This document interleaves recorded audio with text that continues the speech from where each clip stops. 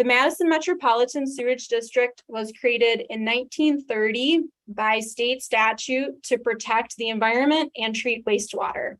The district now serves almost 400,000 people in the cities, towns, and villages in the greater Madison area.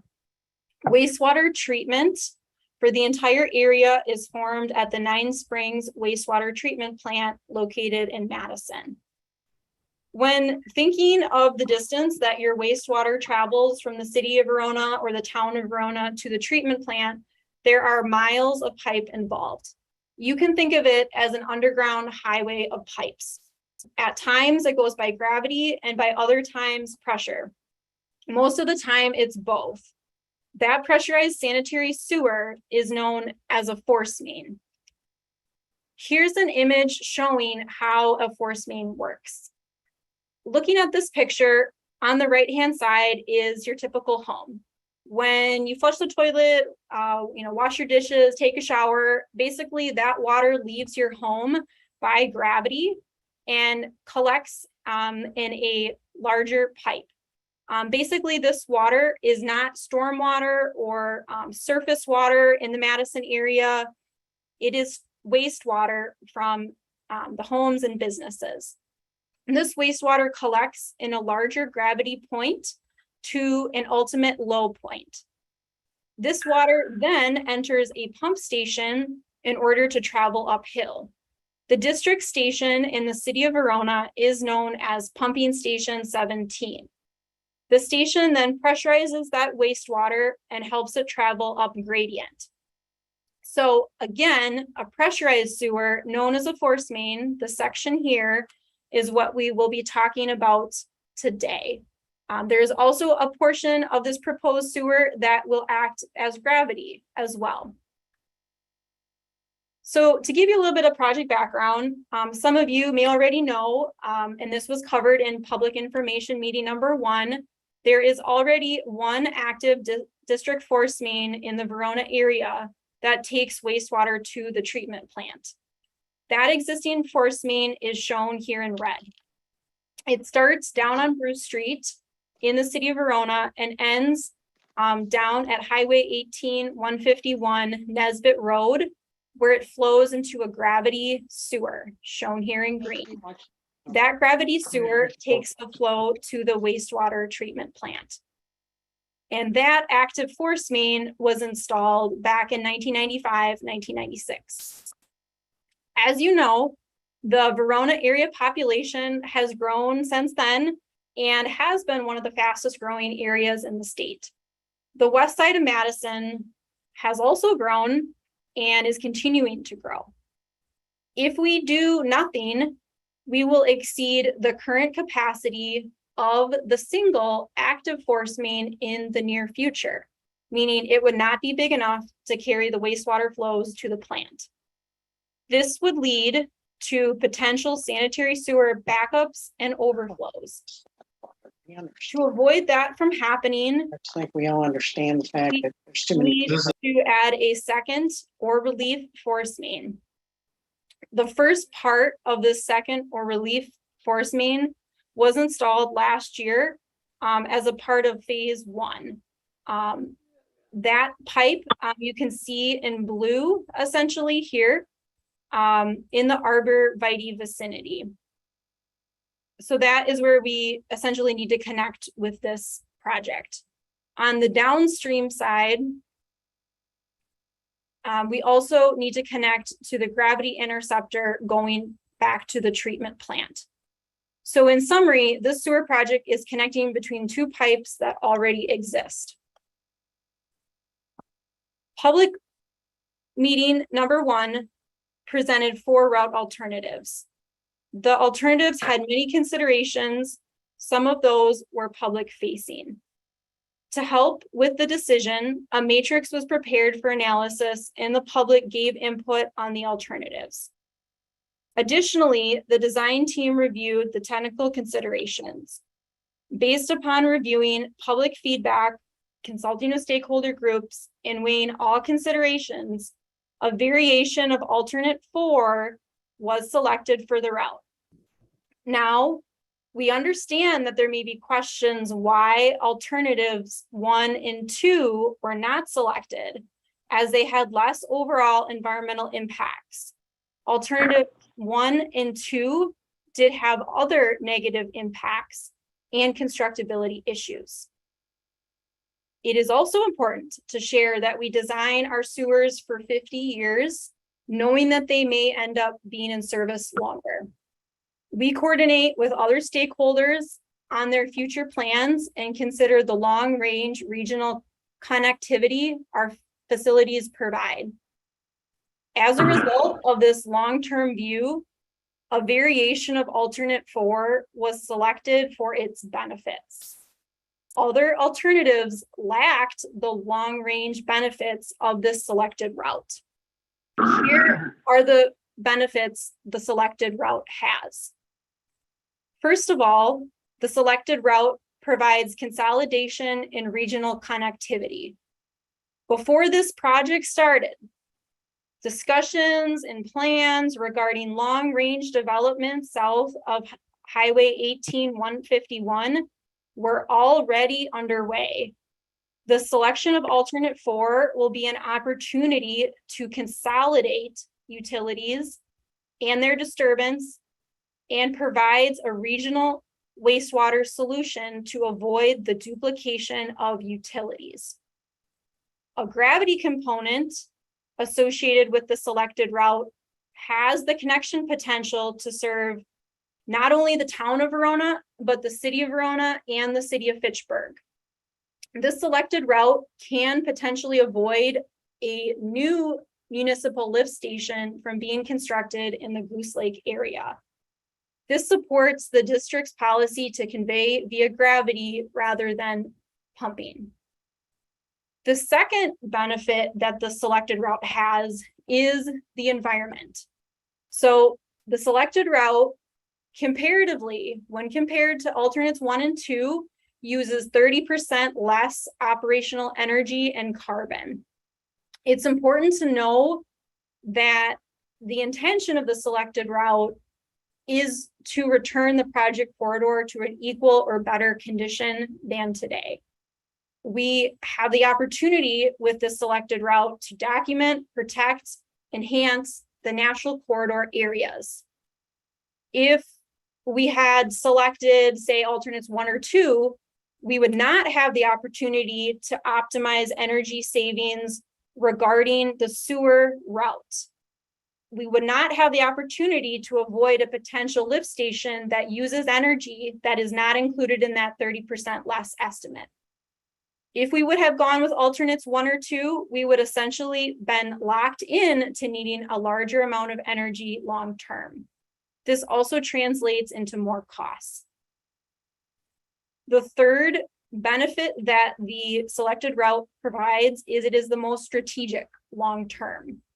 Where the connects to the existing gravity sewer there, it will help us minimize future district work and avoid conflicts with other entities. Now, with that being said, let's take a look at the selected route in closer detail. The selected route is over 11,000 linear feet. Most of the sewer will be force main, as shown in red. That measures about 8,000 total feet. The force main will terminate at a natural high point, as shown here by the red dot, before the sewer changes to a gravity portion shown in green. That gravity portion will again connect at our ending point and head towards the treatment plant. The anticipated depths of the pipe range from 10 to 28 feet.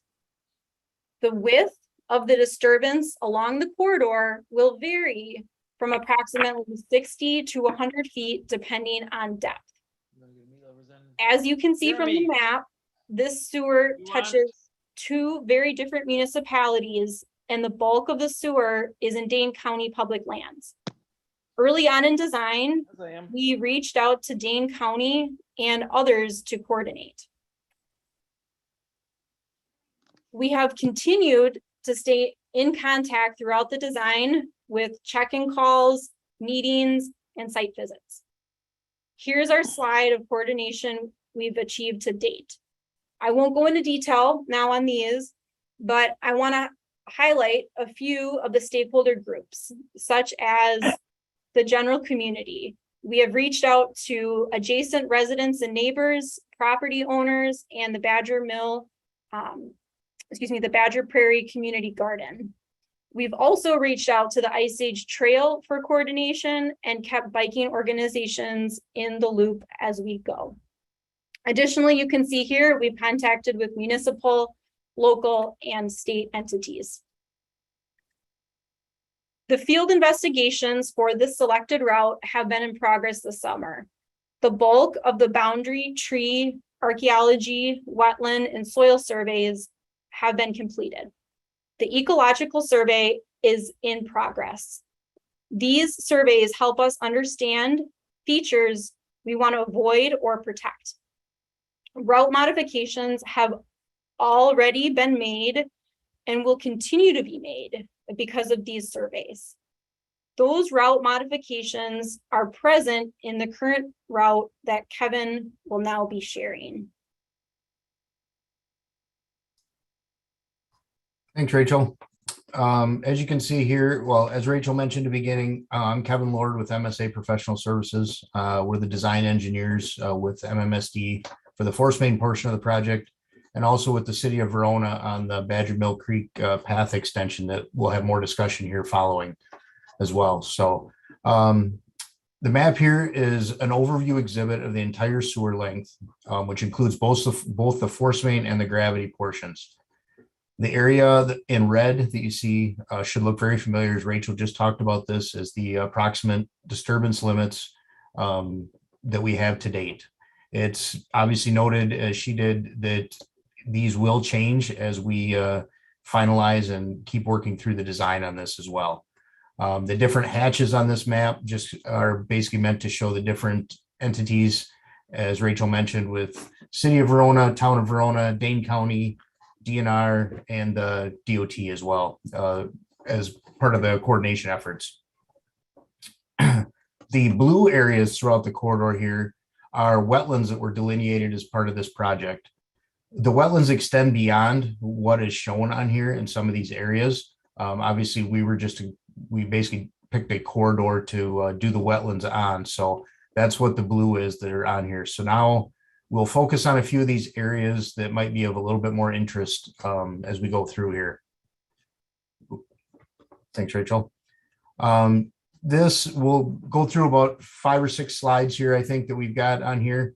In general, on these maps, the green is basically the proposed sewer, whether that be force main or the interceptor. There's a dashed black line on here that kind of shows the same construction limits with the red hatching inside.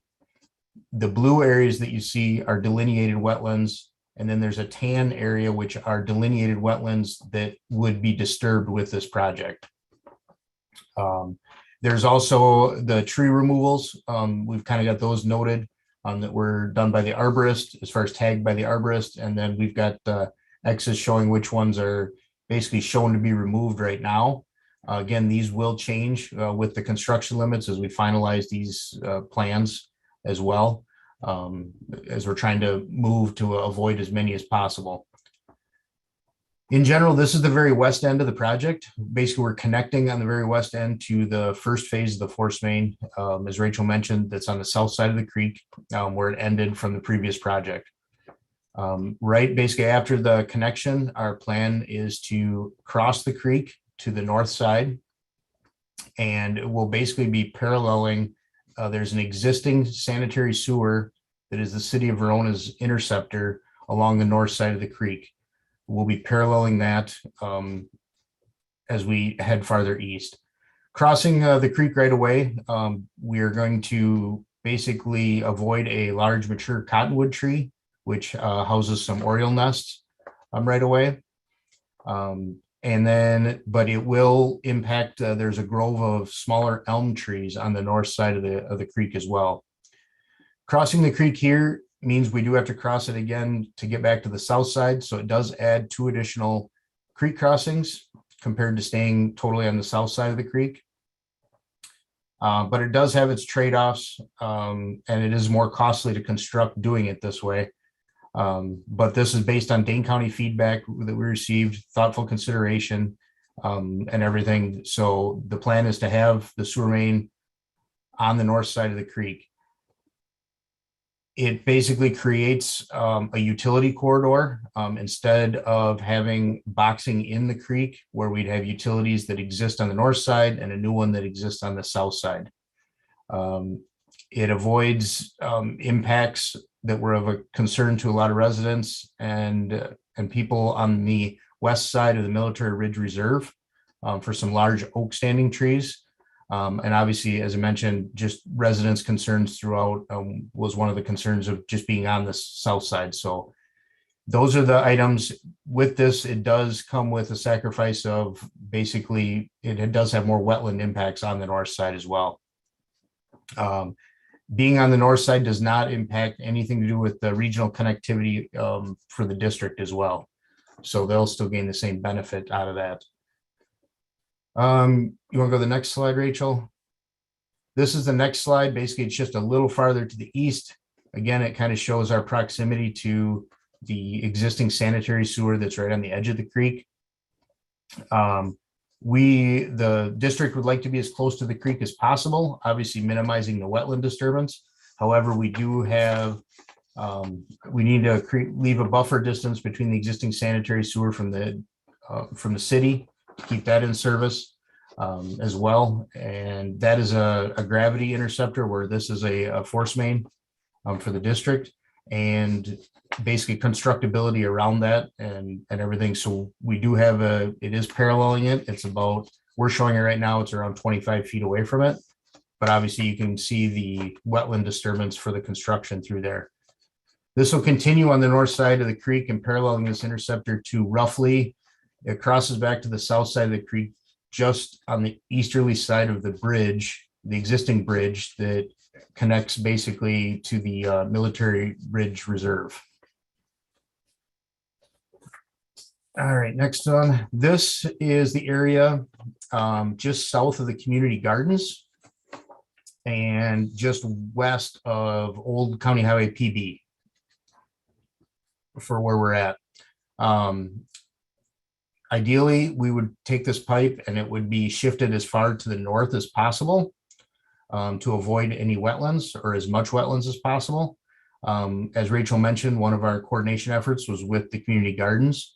So in essence, after talking with them, having the wetlands delineated, we've basically provided a location that does have some wetland disturbance, but it also allows, leaves a buffer for the community garden during construction. The crossing of Old County PB and US Highway 18151, which is directly to the east of Old PB here, those are both planned to be bored, which basically means we wouldn't be disturbing the pavements. There'll be bore pits on each side, and they would bore underground through those. So details are yet to be determined, whether it's one single bore or it would end up being two bores with some disturbance in between Old PB and 151. But the plan is to basically not disturb the traffic through there. So there'll be basically no disruption of traffic as planned. There will be some minimal access off of the shoulders as needed for construction as well. One other item to note, and it's not shown, but kind of on the westerly and southerly sides of the community gardens, that is an anticipated area that will be used for staging as well, which we'll know more about at the next public meeting as far as being able to detail more of that and show people. But that'll be some of the anticipated staging areas for the project. All right, next one. This sheet shows basically where the transition happens from the force main to the gravity interceptor. Basically where the bend point is on the sheet here on the map. Everything to the left or west of there is the force main from where it started. And then everything to the east would be the interceptor sewer or the gravity interceptor sewer from there up to 151 where the connection is. The depth of this sewer at this point will be, it's basically planned to allow service to the areas to the south in the future. And we are working with Dane County on this to preserve large quality trees to the extent possible. We are focusing on refining the alignment to remove more invasives and avoid culturally sensitive areas. The width of this is probably some of the area that's the deepest, as Rachel had mentioned when she was talking about the depths. So the disturbance may be wider in some of these areas possibly. That will get refined as we obviously verify the alignment and everything as working going forward with this. So a majority of these trees that are shown to be removed are a lot of box elder and black cherry trees. There is a few larger oaks, and those are the ones that we're definitely concerned about in this area that we are working with Dane County trying to avoid impacts as possible. This line here to the west, the force main, it's located as well to avoid as much prime farmland or potential future development on prime farmland as possible. And then, like I said, we're adjusting the route to get as close to the north property line, ridge line there as possible to without disturbing any trees. And then obviously, Hi, Kevin, can you hear me? This is Janelle, the mediator. Yep. Hey, we have a question in chat. I figured I would put it out to you now while you're on this slide. The question is the existing sewer on the north side of the creek located within the sewer berm on which the Ice Age Trail is located? It is not. It would be north, be farther away from the creek than where that berm is, I guess, because where that berm is where the basically that's where the city interceptor is. So we have to stay away from that. So it is farther to towards the away from the creek from that berm.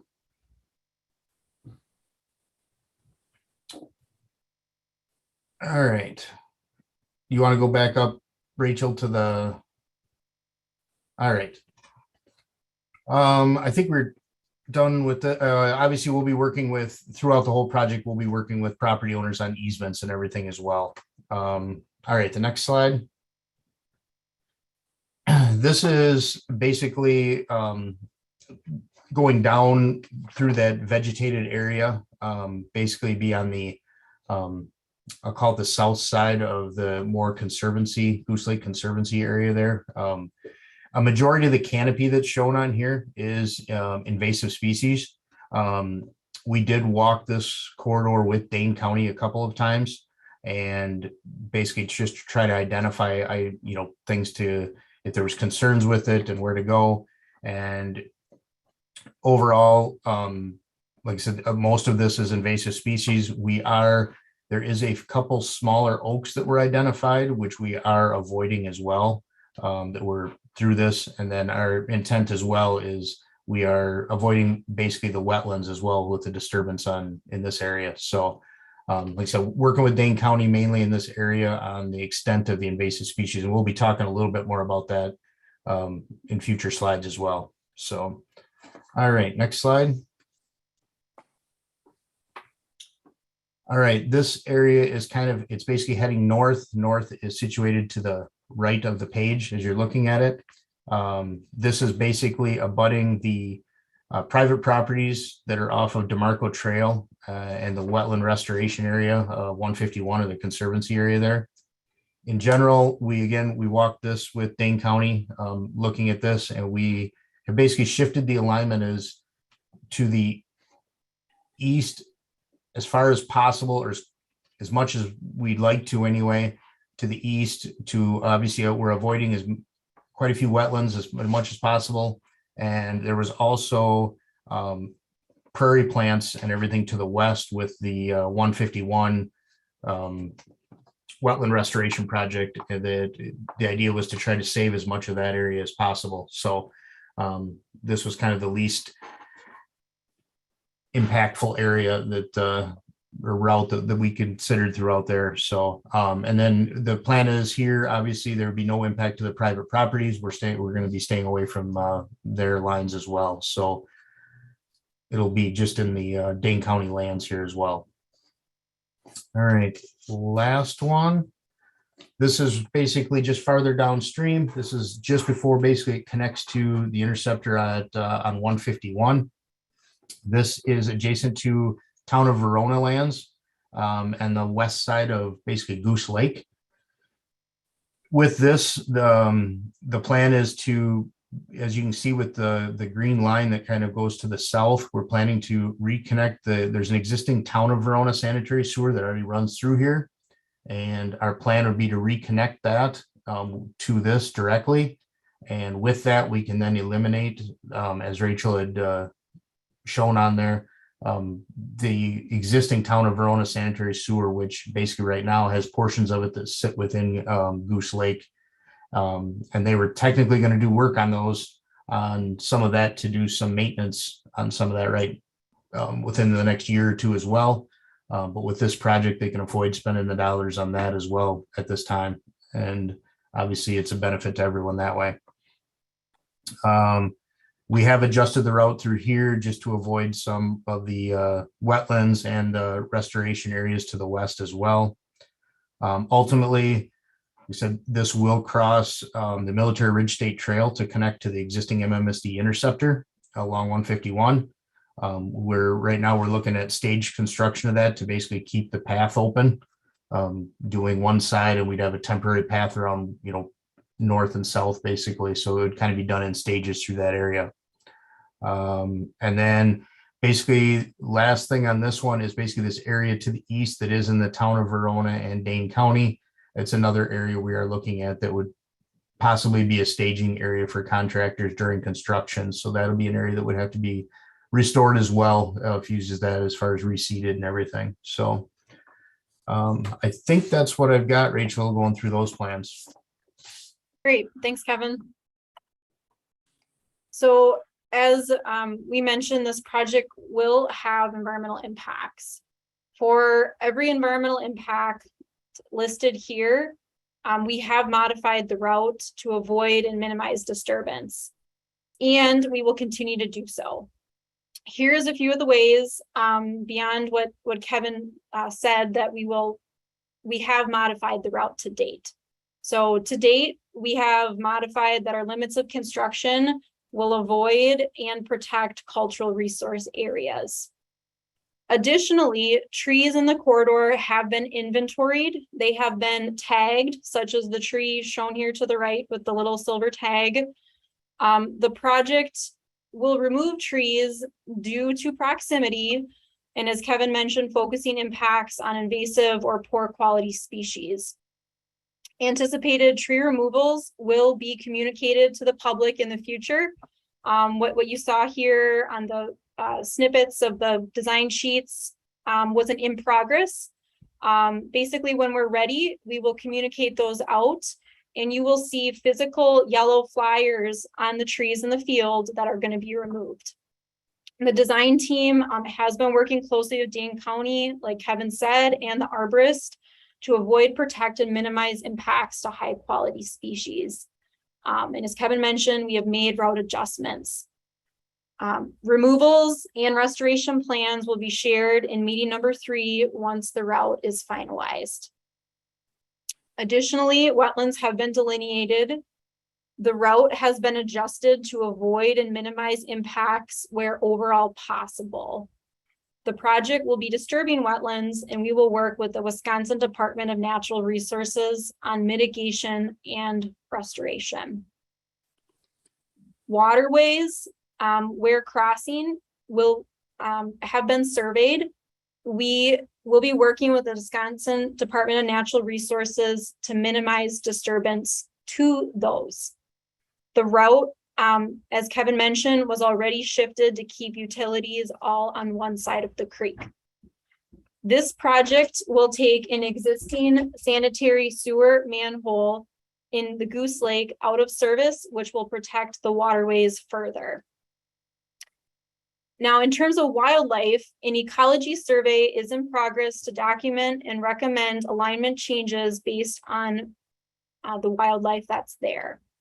Up to this point, we have worked with Dane County and their land specialists to avoid the more sensitive areas, again, shifting impacts to where invasive species are. We have contacted the Fish and Wildlife Service regarding the pair of eagles in the Goose Lake Conservancy area. The Fish and Wildlife Service has determined this project will not constitute disturbance in terms of the eagles.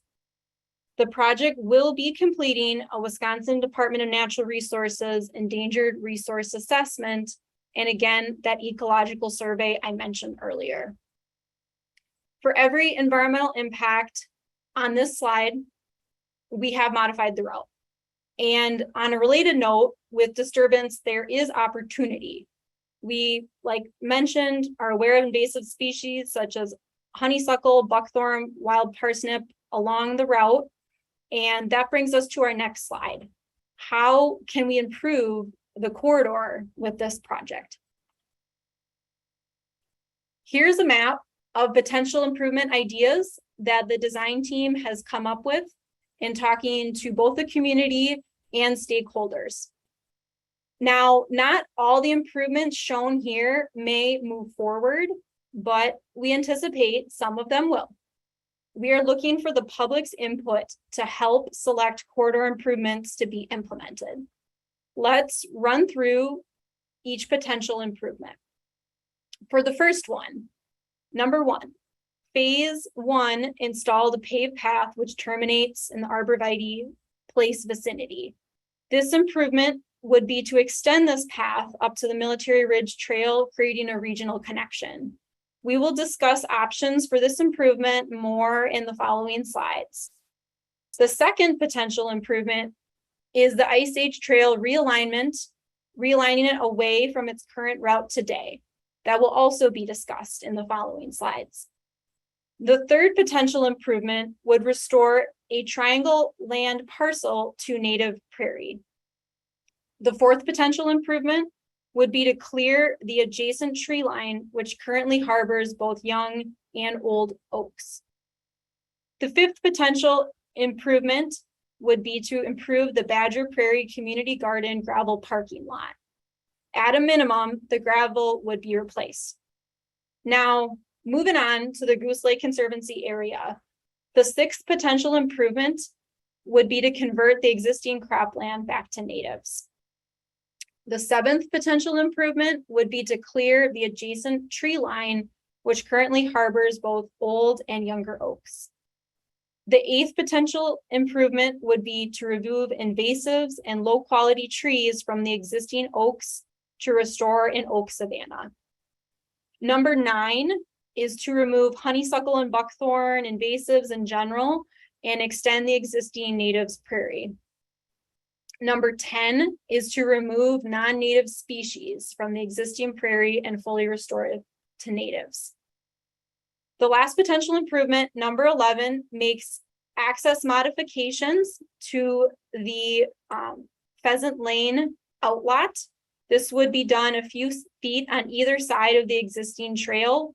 This would allow Dane County, Town of Verona, and the district better access into the Conservancy, which is currently limited. This access would be for maintenance.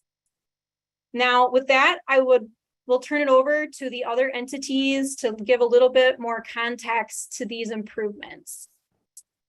So Chris James from Dane County.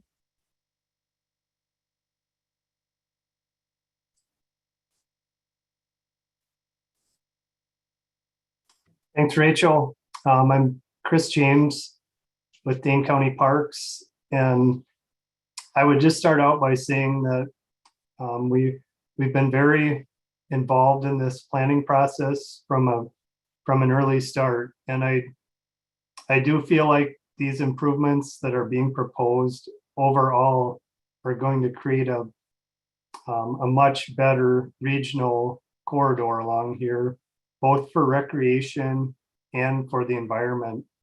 The prairie improvements that are proposed will do a lot of positive things for phosphorus reduction and generally for water quality of the corridor. And I would also say too that a lot of these proposed improvements are things that Dane County Parks probably wouldn't have the capacity to do without a project like this coming along and hopefully generating interest by the local neighbors to help carry some of these things out. So I am pretty excited about the different improvements here that are proposed. As with any project, there's always a few things that happen that we might not have done, but I would say overall that this will be a monumental improvement for the Badger Mill Creek corridor.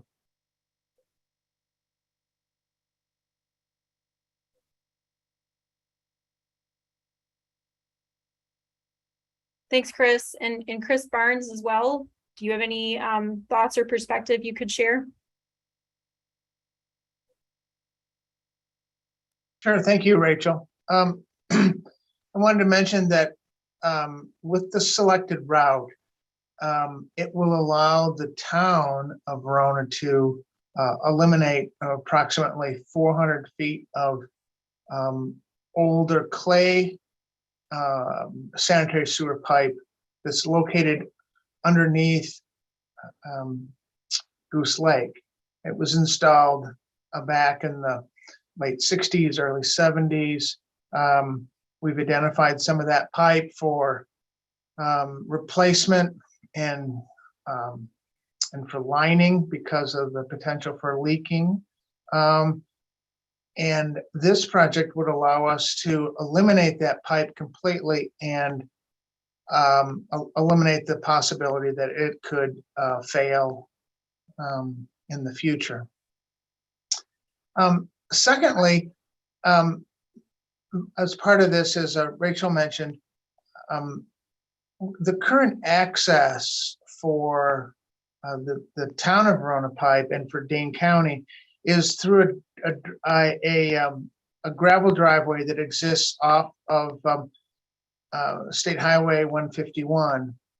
And Rachel's showing that in red right now on the screen. So the town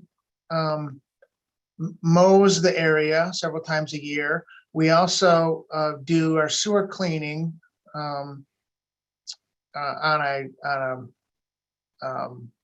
an annual, but on a scheduled basis. And we use that access occasionally just to do our inspection of the sewer and the Goose Lake area. I actually use that access today. And as US 151 has been improved and the traffic has increased and speeds have increased, it becomes increasingly dangerous to try to use that access both for ingress and for egress. So as part of this project, we looked at moving from US 151 to the parcel over off at the end of Pheasant Lane. Right now, as a town, we use that occasionally to work into that area for sewer cleaning and just for general inspection purposes. But what we'd be looking at, it was to try to make some modifications there to allow for a small vehicle access, both for the town of Verona sewer and for the MMSD, as well as Dane County. We're not looking at improving that to a designated trail, but something along the lines of maybe with some type of natural pavers that would conform to the existing ground and follow the existing town of Verona sewer that is already installed in that area. There may be other things such as a gate or something at the end such that it's not open for casual use, but it would not be like a paved trail or things of that nature. I think with that, I'll turn it back to you, Rachel. Thanks. And Theron, to weigh in, share your comments. Thanks, Rachel. Good evening, everyone. Thanks for joining. Theron Jacobson with the City of Verona. I'd like to thank everyone for participating and providing the feedback that you have to this point already as the project progresses. And also with all the stakeholders that are on tonight listening, and also the coordination that has been done throughout. I'm not going to chime in on a lot of these overall improvements. I do think they're all great. One or all, some may be selected, some may not be. I don't know if Rachel mentioned that, but MMSD is the lead on that project. Overall, the city is tagging along with this one, unlike the last one where the city was the lead. So the roles are reversed here. The overall goal of this project, though, is to do it as one. Permit it, design it, and construct it all as one. So that way you have one set of schedule, one set of contacts, and ultimately one schedule for disruption out here. I'll focus mostly on the path elements, the paved path elements, and then I'll let the Ice Age Trail chime in after I've gone through the 4 options of figures. And Rachel, could you go to the next slide, please? So option 1 here, but I'm going to give a little overview of the route selections and the multi-use path and the pedestrian connectivity throughout the city. So back in 2017, a ped and bike plan was completed, and multiple projects throughout the city in various locations have been completed. This being actually the largest of any of them projects that were itemized in there, which started at Fireman's Park on Bruce Street, which was constructed from 2M as part of the Fireman's Park improvements, and then a separate project that went from the connection of Fireman's Park over to Wayland Road, and then as part of the East Side Interceptor project from County Highway M to the Arborvitae connection. And ultimately, that connectivity is to get to major destinations, parks, community resources, neighborhoods, to provide a multimodal use throughout. And option 1 right here is utilizing the existing Ice Age Trail alignment for the multi-use path. Not saying the multi-use path is going to be right on top of where the Ice Age Trail is. That's where constructability and all other considerations need to be taken into consideration. As you can see, there's a long list on the screen right here, from regional connectivity, trees, residential, multi-use park, et cetera, creek crossings, bridge, cost, easements, and such forth. All these are taken into account for each option. Some of the considerations have more impact than others on how we weigh this out, but each element is evaluated as we move through.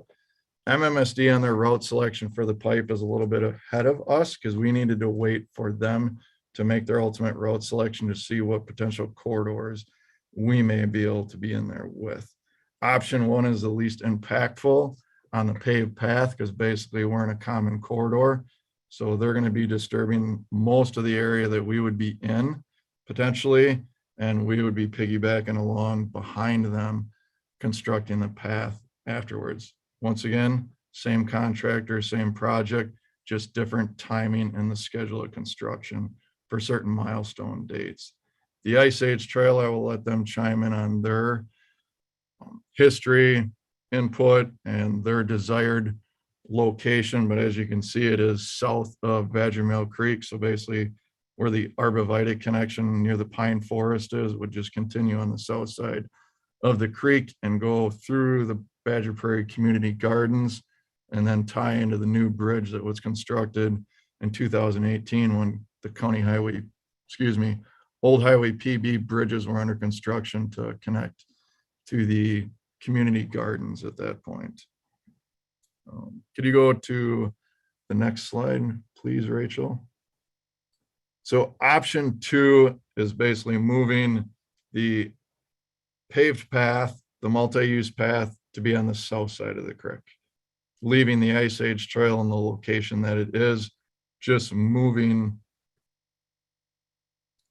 keeping the existing bridge in its location and the sewer corridor in its same spot. No bridge replacements except for where the Military Ridge Reserve Trail crosses currently to go from south to north near the junction of the Military Ridge State Trail and then the county trails that go north under the tunnel in East Verona Avenue. And once again, all considerations will be weighed for option 1, 2, 3, and 4.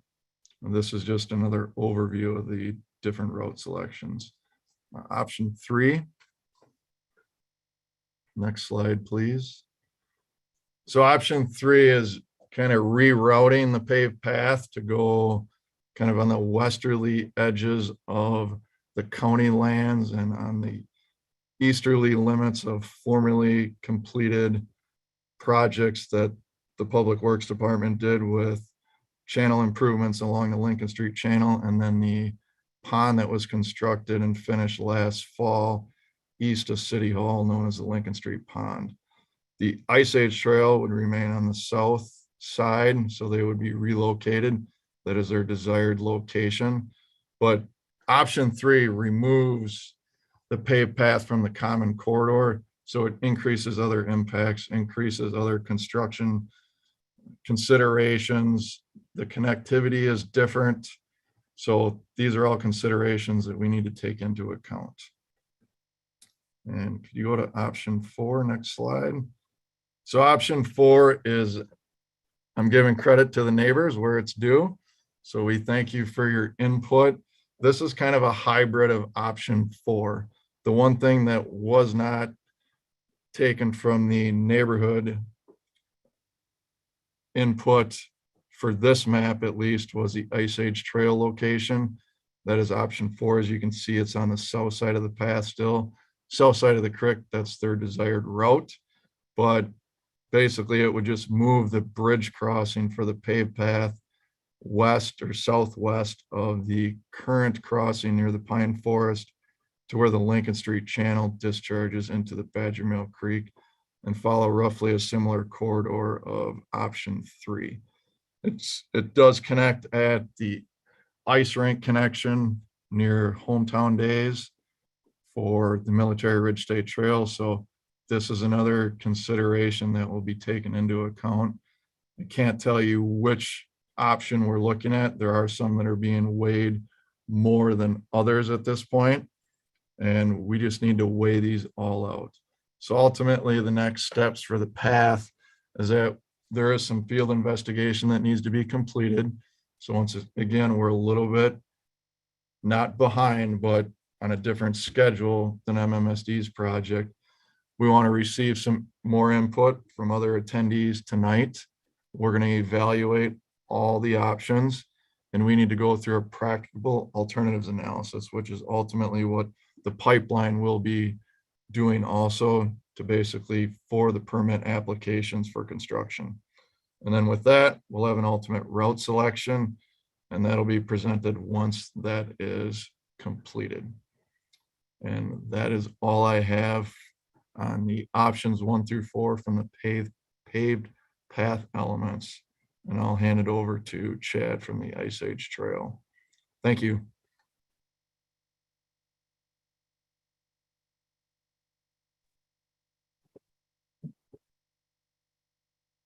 Thanks, Theron. Good evening, everyone. My name is Chad Duchateau. I'm the operations director for the Ice Age Trail Alliance based in Cross Plains, Wisconsin. And I guess from the Alliance standpoint, I'm speaking on behalf of, many partners, the federal, the National Park Service, being that we're a national scenic trail, the state, we're a state scenic trail, so the DNR, and then, our various Dane County, our county partners, private landowners, other nonprofits, when we're thinking about this trail, which is, statewide, I'm also speaking for, a membership base of 5,500 people and over 2,000 volunteers. So when, I speak for the trail, it's the idea of what's best for the future of the trail and the public. So from a alliance standpoint, we find that, with all things considered, it's roughly 3/4 of a mile of trail that we're showing here. This south corridor has the best possibility to, sort of focus on what the true goal of the trail is, which is to bring people through a landscape that is educational, that is that introduces them to different parts of wildlife, natural resources, and things like that. But also takes into consideration, what's available as far as the corridor goes. And, from a standpoint of what it takes, the trail is volunteer maintained, volunteer built. So, last year alone, that was, roughly 13,000 hours of volunteer work. And in this scenario, if you think further to the west, you've seen some enhancements here in the last month of where the trail left the paved path and meandered through a corridor that was impacted by the development, but also has the potential for restoration work. And so that similar corridor would be mimicked heading east on the south side of, or I guess northeast on the south side of the creek, where we're thinking about what essentially would be a mowed path, maybe 40 inches in width, some signage posts identifying the yellow blaze, which is authentic to the National Scenic Trail. And then also, perhaps some structures of some sort, depending on what we find with, if there's wetter areas, boardwalk structures, things like that. But then also, a true goal of the Alliance is to also enhance the corridor. And so, speaking for the volunteers that have decades of experience, particularly in Dane County, the potential to which was what was talked about in the earlier presentation of this restoration of native plants, whether it's wetland areas or prairie areas, savanna areas, but the potential to take a corridor that's fairly impacted and really enhance it with desirable species of herbaceous plants, woody trees and shrubs, and certainly that is good for the hikers, but also for wildlife that may be utilizing the Badger Mill Creek corridor. So ideally, where possible, where there's the ability, we want the trail to be a true footpath. And so there are areas where you're on a multi-use path, and for hikers, whether they're long distance hikers or just people from the community, it's nice to separate the user groups from bikers and in some cases, other cyclists. It's good to have a true footpath, and that's what we're striving to do throughout the state. 650 miles are our true trail. We still have roughly 500 miles to go, but the idea of preserving 3/4 of a mile of a true footpath through this corridor is really what we're wanting to do. And I believe that's all I have as far as the trail goes. Okay, thanks, Chad. So now, that brings us to the important part of how the public can weigh in on these improvements. The best way to share your preferences, ideas, and/or concerns regarding these improvements is to fill out a survey. This survey will be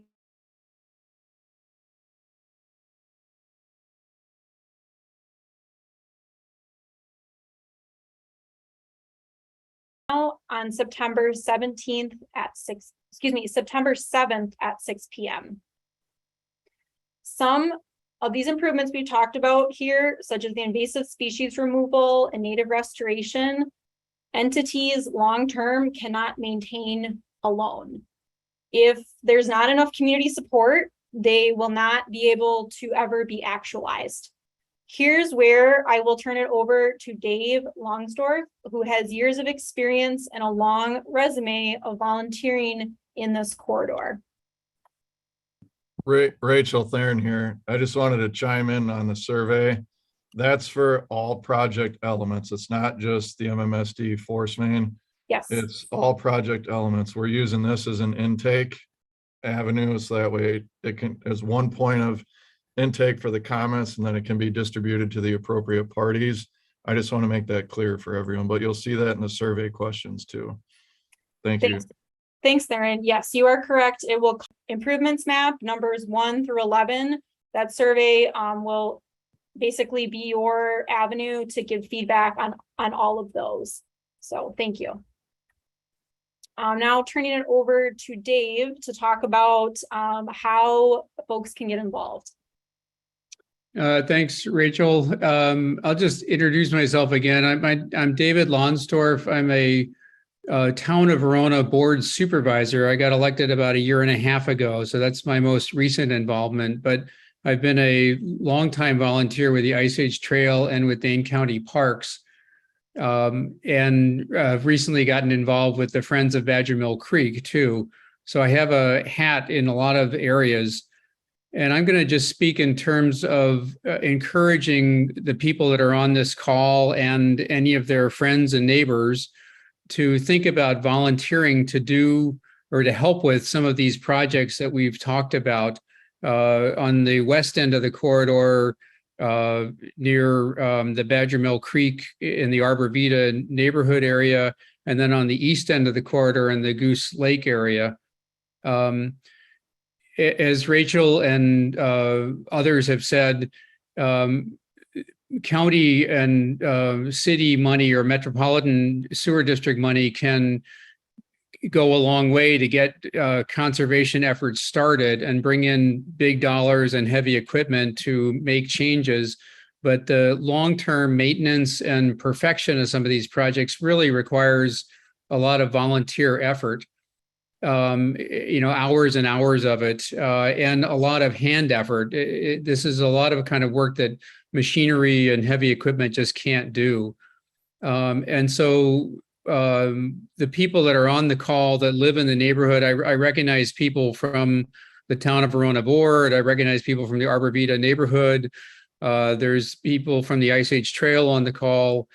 This really would be a group effort of a lot of different groups to come together and try to make this corridor a major recreational area as well as a major ecological resource for the entire community. And so there's contact information on here for Friends of Badger Mill Creek, Dane County Parks, and Ice Age Trail. One plea is that we don't really know how active the Friends of Goose Lake Conservancy is, and I'll bet there is somebody on the call who knows more about that than the rest of us do. So if that group is active or there are members of it that would like to get involved in helping with this restoration over the next 3 to 5 years, please contact me or Rachel or any of the other people listed. This will be a long-term effort. So the sewer project, I think Rachel's going to tell us, is going to end in 3 or 4 years, but the restoration is going to go on for 5 or 10 or more years. And of course, the maintenance of it will go on much longer than that. So thank you in advance for anybody who wants to help volunteer with that. Thanks, Dave. Now moving on to next steps. As I mentioned, we will continue coordination efforts. After the survey closes for those improvements, we will review and select potential improvements to move forward with. We will also finalize the sewer route and anticipated environmental impacts.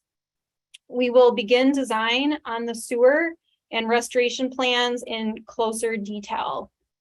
We, again, can share the restoration plans at the next public information meeting, number 3.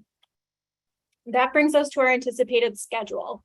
We will continue with the design, obtain permits and easements, through the spring of 23. We anticipate construction could start as early as summer. There will be 2 more public information meetings, as mentioned, one late this fall, and the 4th and final meeting just before we kick off construction. Would like to wrap up here by sharing a few resources. You may be familiar with this already, our project webpage. There is a sign up for updates on the bottom right-hand side if you're interested in getting notifications. As a reminder, this presentation is recorded and will be available on YouTube there as well in the next few days. Want to thank everyone here for their time. I know 2 hours is a long time to sit through. Here is our contact info. We have a few different entities that you've heard from already on the panel here available to answer your questions. Wanted to ask, what questions do you have for us? And Rachel, this is Janelle. I do have several questions queued up, so I'm going to go ahead and kick it off with a few questions. Sounds good. Okay, your first question. What are cultural resource areas? Are they sites found by archaeological surveys? Yes. Okay, that was easy. All right. What's a tentative date for a paved path route decision? We'll let Theron Yep. chime in.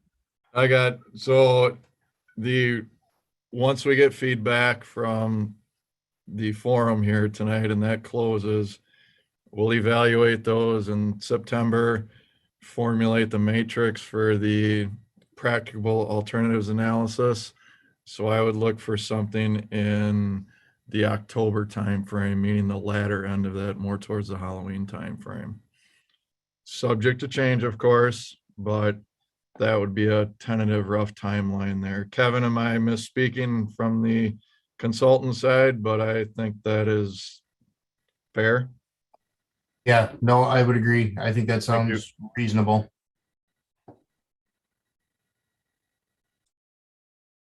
Okay, I have a next question. Okay, I believe the proposed route from the Arbor Vitae neighbors placed the IAT on the north side in its current location. This is similar to option 2. Can someone elaborate, please, on why this was presented differently here?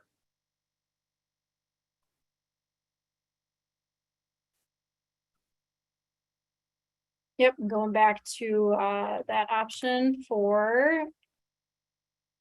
And Theron, if you'd like to, I believe they're referring to this area here. Could you read their question one more time, please, Janelle? Certainly. The question, I believe the proposed route from the Arbor Vitae neighbors placed the IAT on the north side in its current location. This is similar to option 2. Can someone elaborate, please, on why this was presented differently here? Okay, I think Chad, maybe that's your maybe question instead. Thank you.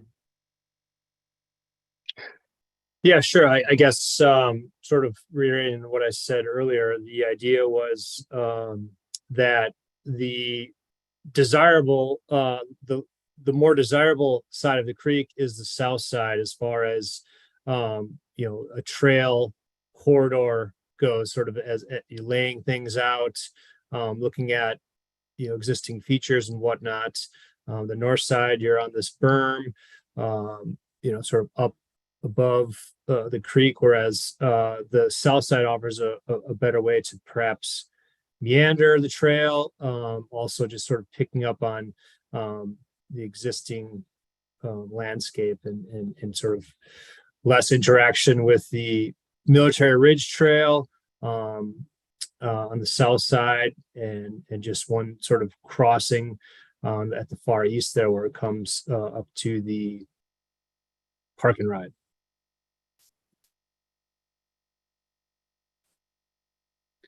Okay, next question. For those living in the Goose Lake neighborhoods, are we going to have access to the Goose Lake Conservancy trails during the construction? Are we going to have access to the bike trail? through the Conservancy? Yeah, so we are aware that there are multiple trails in the Goose Lake Conservancy. We've actually mapped those trails to date. So during construction, there will need to be some modifications to those trails, whether it's detours, closures. And we haven't outlined what those impacts are yet. We are in the process of doing that.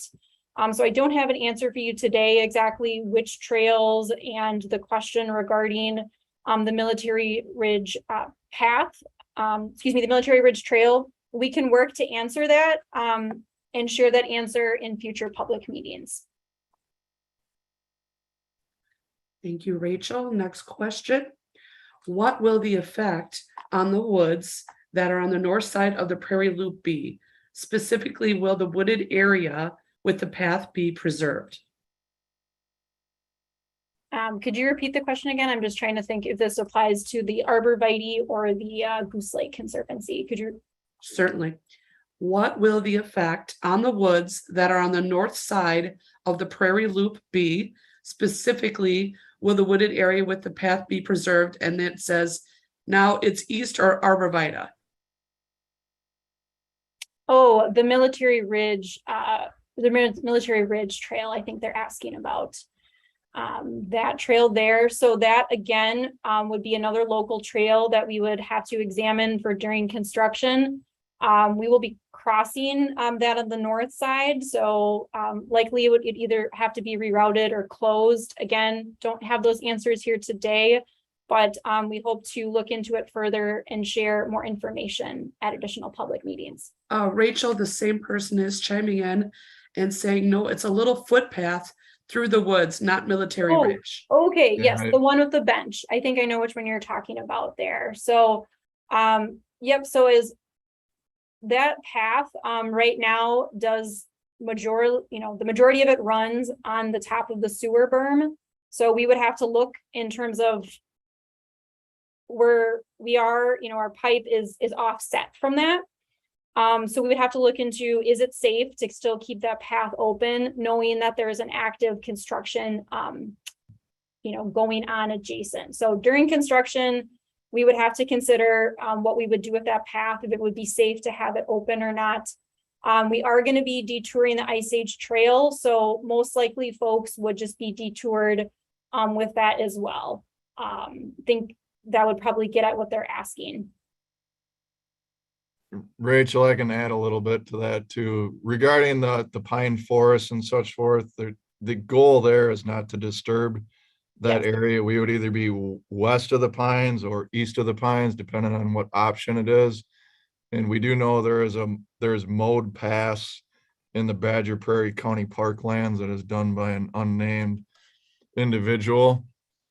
And that path would just remain as is, whether it connects to the multi-use path or wherever the Ice Age Trail ends up. There will be some connectivity to it. The bridge location will definitely be most likely in a different location, but the endpoints can just retie into that. So no disturbance within the pine forest, leave as is. Correct. This Yes. is Janelle. I'd like to add the same individuals just providing a little more detail. They're now saying it's the path north of Military Ridge Reserve area. North of Military Ridge Reserve. Okay, so maybe this path here, just on the south side of the Military Ridge Reserve. So again, we would have to look at these local paths with the construction to see if there's hard closures or if there's temporary detours. We don't have an answer for that right now at this time. And a little more detail. He said south of the red dot, it's through the woods in the wooded area. It's me who's asking this, if that's helped. Do you guys know about it? It's this little path right where your dot is. It's right off of that prairie loop. Yep. And the kids love it. It is one of the only places in Verona where they can really get into the woods. So that's why I'm asking. I've got kids who go back there and walk and play, and Okay. they're concerned about it, that they're going to lose the trees back there. They've got some forts and they play back there. So that's why I'm asking. Yeah, no, understandably. So as you can see on this red outline here, this is the limits of construction, as we know today, of the sewer project. So we are not intending to do work in the Military Ridge Reserve. The only work that would potentially affect any of the trees adjacent is right after we cross the path here, looking at some select tree removal in that area. But the circular path that you're describing down here would not have construction, traffic, or impacts. Rachel, just for your information, there's another trail that veers off into the woods there, Okay. off the Military Ridge Reserve. I assume that's what Ms. Hall is referring to. Okay, thank you. Yes, we are intending to be on the north side again. So we would have to look exactly where it comes out. I think it's maybe somewhere in here. I think actually I walked it with Pat a while ago. So most likely no impact as we're over here, but again, just know there will be some select tree removals as we go by, but should steer clear.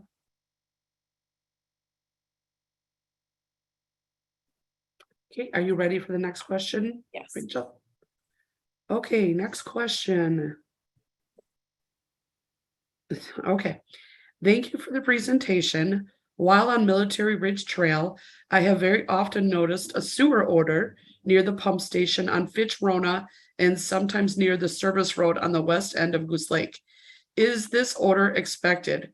Would you anticipate this odor increasing when the new force main is active? Is there something that we should do when we smell this? Thanks for sharing. I will talk with our operations and maintenance folks and look into it. I can also include a response in the meeting minutes.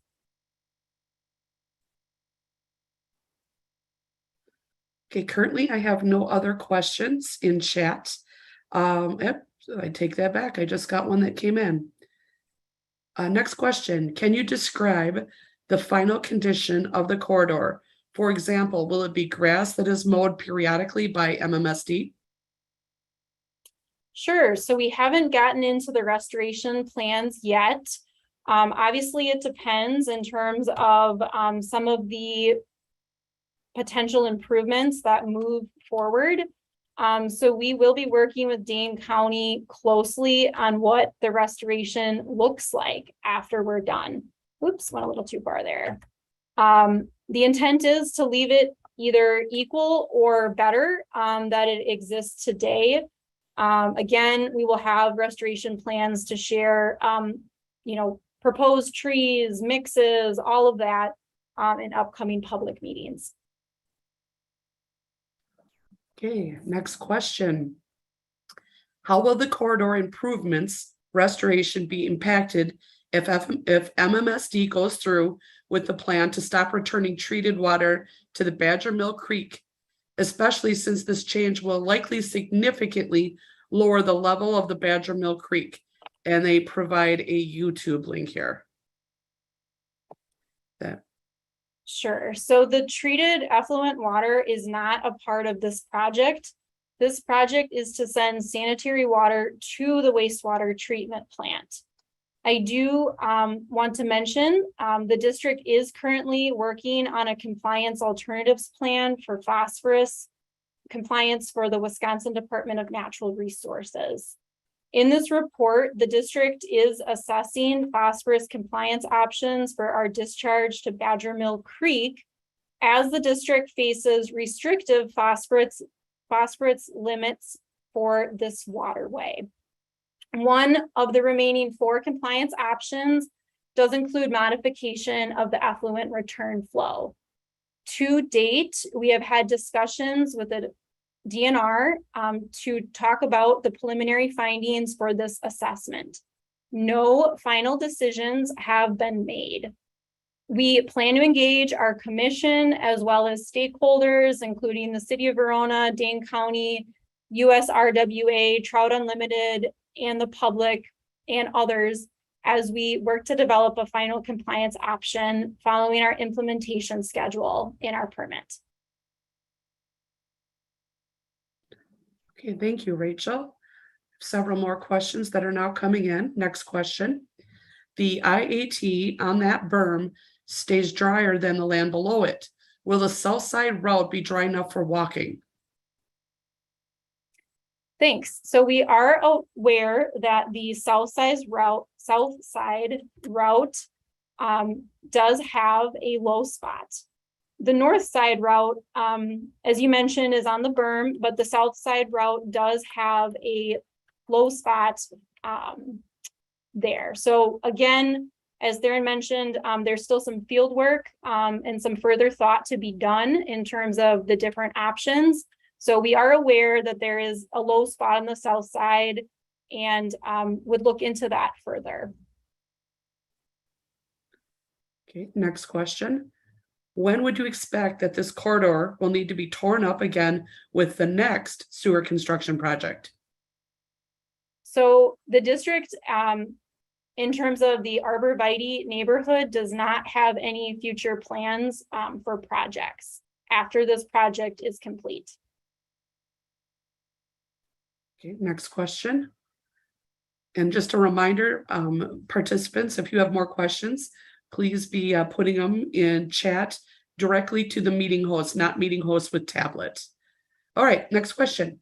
With the Friends of Military Ridge and the DNR, will the Friends of Military Ridge and the DNR be involved in future meetings?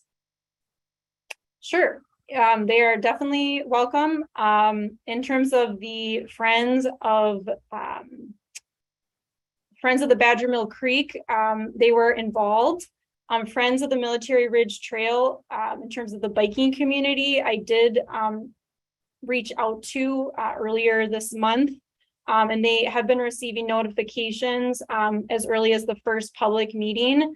The DNR has also, as I mentioned on that coordination slide, has been in the loop, both in terms of the Military Ridge Trail specifically, as well as wetland impacts. So the DNR is involved and is in the loop. Thank you. Next question. Can Chad please elaborate on moving the path to the south? The south side floods frequently. Additionally, the south side is flat and mostly overlooks people's yards. The north side has a forest and overlooks the prairie as well, as gives people an overview of the creek so you can look down more easily on the ducks and wildlife without scaring it off.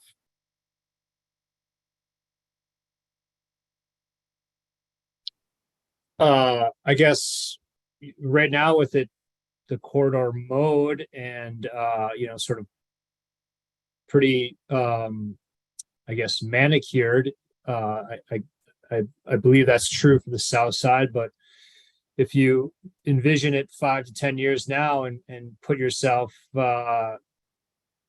further west on the trail where the boardwalk is, existing boardwalk is, and you've got native plants that are 8 feet tall, and it's sometimes hard to figure out where the trail is actually going in there. I guess that's what I'm envisioning, a corridor that is, as David said, 5 years down the line, that has native plants that are disguising view sheds, limiting what people see, the neighbors see, but again, a lot of those lots are fairly deep, and houses are up near the road, and this trail is several hundred feet from the houses there. So you can look at different ways of screening with native trees, and I guess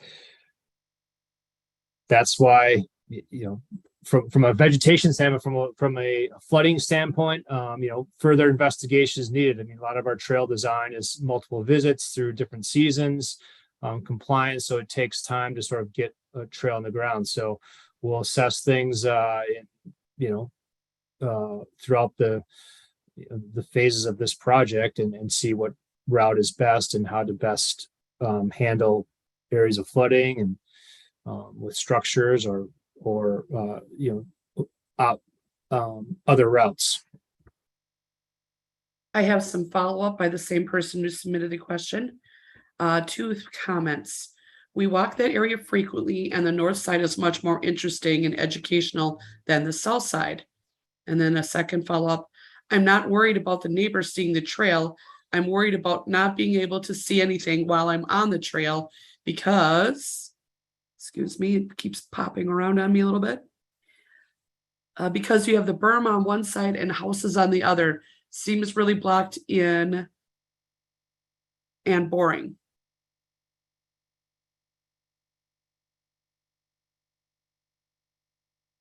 Well, if you head a few thousand feet down to the southwest, you can scurry up to a ridge that off of Whalen Road that gives you some pretty awesome views. So I guess that's the beauty of the trail. Sometimes you're going through a cornfield or down a main street. Sometimes you're in a multi-use area with lots of things happening. So I guess that's the uniqueness of a trail. So it offers a little bit of everything.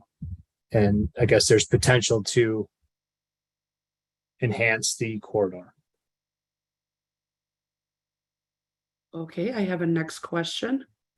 Can an explanation be done again on why a hybrid option that was chosen? It sounded like it was because of cost to MMSD to keep from having to build a lift station, stating it saves 30% carbon impact, but disturbing wetlands concerns many stakeholders when other routes were presented that kept the route in man-made disturbed areas already. Sure. So the question was, why can an explanation be done again, why a hybrid option was chosen? And it sounded like the cost to MMSD was to keep from building a lift station. So that lift station, the potential lift station in the future is proposed not to be ours, but a municipal lift station. So from our standpoint, we would not bear any cost to build that station. So for us, it's really not an advantage. However, our owner communities would bear that cost. And so essentially, by avoiding that lift station, it's a better regional solution. And for the stakeholders and the options, there were a lot of competing factors with these options. And again, think of the long-term view, the 50 years and beyond. Some entities and stakeholders that we talked with had plans, in the corridors of options 1 and 2, and option 3. So it doesn't necessarily make sense to go there if it's not going to be the best long-term regional benefit. So again, there were 3 benefits that alternate 4 had that alternates 1 and 2 did not. It's consolidation of utilities and regional connectivity with number 4. Again, 3 entities can potentially connect to option 4. And that option 4, those connections would not be possible with options 1 and 2. Again, this avoids the duplication of utilities and really feeds into our mission in terms of being a metropolitan wastewater regional solution. So to avoid duplication of multiple projects coming through and disturbing the Goose Lake area and all putting in their sewer lines, I'm really just trying to consolidate with one pipe that in the future is an option. The second, again, was the environment in terms of the ability to do something now. Once we lock in the route, that's how far we have to pump. We can't change it in the future. And once we lock in the route, we don't have the ability later, if it's a force main, to connect to it. And the third, again, from a strategic side, this was the best, alternate 4 was the best option.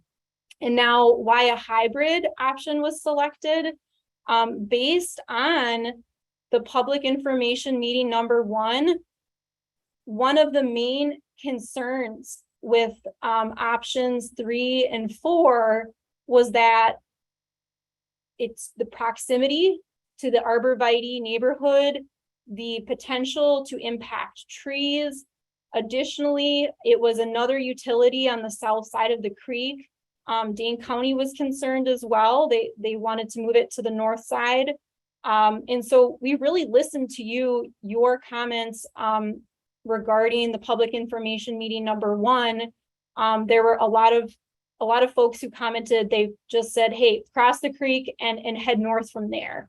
So that is why we kind of took those comments and we basically modified alternate 4 to cross the creek right away. Rachel, I do have a follow-up from the same individual. It says, on the 11 ideas of how to improve the corridor, how does the public get assurances that these improvements get done? It was stated that some may get done, but that could mean that none get done. Sure. So I guess you're just going to have to trust us. I feel pretty confident that we can at least do 1 or more of the improvements here. The restoration improvements, I'm very interested in. We have to see how things shake out, but I didn't want to make promises that we can't keep. So that is why we are adding this, the statement on there is you may not get all of them, but we're hoping we can deliver some of them. And again, this is kind of, it's meant to be a space to generate ideas. So that's what that survey is for. If you think of other areas that you would like to see restored instead, please comment on it. It's really just meant to be a sticky board at this point of potential ideas. And if we don't kind of offer them up and give a space to them, they'll never, some will never go anywhere. So it's really not meant to say we're going to do all of these, but we want to work with you, the community, on the ones that we can do. Rachel, I have a next question. Excuse me, let me clear my throat here. I have still not heard any convincing reason that the Ice Age Trail should be moved from the existing north side location at added expense and volunteer labor. The south side location is very low and wet. Can the Ice Age Trail please explain how native plant growth and 5 years maturity will make the elevation higher? I also would like to chime in, Chad, before you respond, that it is out there. It is in the draft Madison transportation, basically to eventually pave the Military Ridge Trail, a portion of it. Let me get back to the Ice Age Trail slides here. So that is, I think, also a factor that I've heard from the Ice Age Trail, that this will become paved someday, and that I believe also serves as part of the reason why to try to minimize the length on the paved surface. Is that, would you say, right, Chad? Yes, that's true. I guess, for sake of time, like, people have my information. I'm, happy to, we're several years away from this being a final route, but I certainly understand people's thoughts and feelings on it. But from a impact standpoint, you're talking about a 40-inch wide trail, 3/4 of a mile, and I feel like we heard someone chime in on the neighborhood who has kids playing on a trail in the woods, and I feel like there's great assets to be had with natural surface trail that you don't get from a paved trail.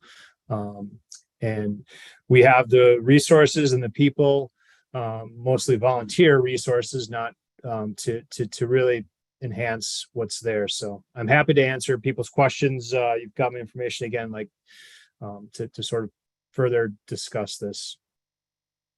Thanks. I do have a follow-up comment from the same person that submitted the question. They have made a comment: the pavement of Military Ridge is not pertinent to that question. I can chime in here. Rachel the Theron here. So the city is coordinating with the DNR right now. This is very, very, very early about opportunities of paving the Military Ridge State Trail from from the east, where it terminates just east of the bypass here on the right of the figure, to the Verona Area High School campus, just east of US Highway 151, where it does the horseshoe around the city. One of the items that the Ice Age Trail always likes to do is have segregated paths. That's one of the main reasons for them to be away from the proposed paved path location.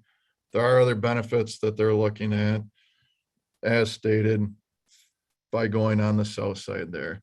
One thing that was brought up was drainage issues. Those are part of the design process that we'll look at throughout this corridor, where there's low spots or opportunities for improvements. That's the thing, opportunities, where we can do something to improve the area. There was success stories on the past phase 1 project south of the Lincoln Street channel, where we did some improvements, south of the Lincoln Street bridge. And then actually just east of there were some improvements that we took care of during construction as part of the drainage. We also want to be conscious of the environmental habitat with the wetlands there, because we don't want to drain them. So it's a balancing act of keeping the hydrology and the hydraulics intact, but also making trails more user-friendly. And that's going to be the case for both paths, whether it's the Ice Age Trail or it's the paved path. Those are going to be looked at for both.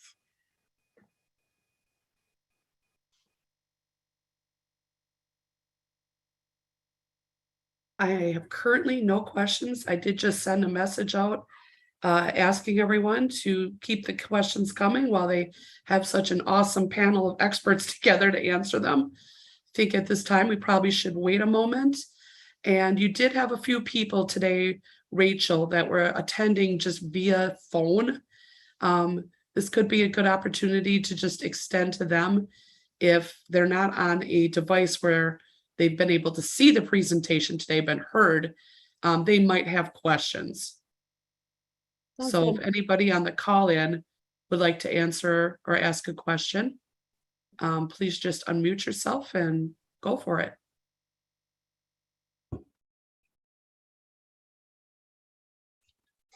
Hello, can you hear me? Yes, we can. Thank you. Okay. The proximity of the Military Ridge Trail is only about 30 feet different from the north side to the south side. So I don't see how that's a great difference. Or Military Ridge.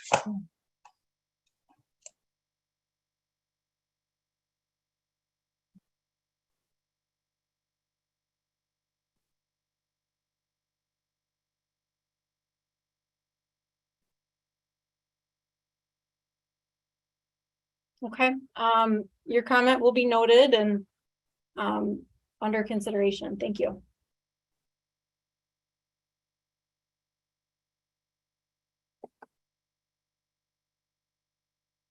I do have another question that has come in. Question, on the Ice Age Trail being low and flooding, is there an opportunity for the Military Ridge State Trail? I'm guessing that's probably meant trail, paving to help with the water issue there.